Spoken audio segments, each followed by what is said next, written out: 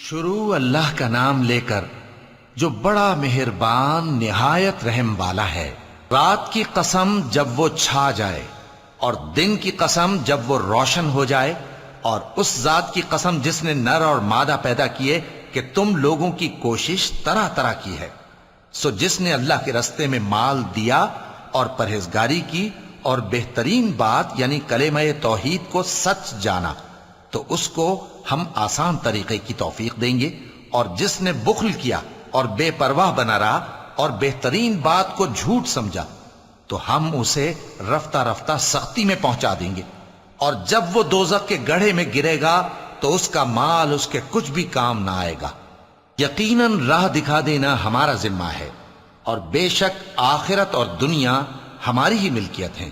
سو میں نے تم کو بھڑکتی آگ سے خبردار کر دیا ہے،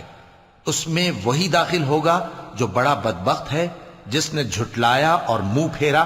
اور جو بڑا پرہیزگار ہے وہ اس سے بچا لیا جائے گا۔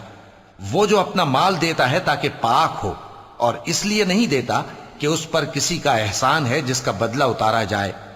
بلکہ اپنے رب اعلیٰ کی رضامندی حاصل کرنے کے لیے دیتا ہے، اور وہ عنقریب خوش ہو جائے گا۔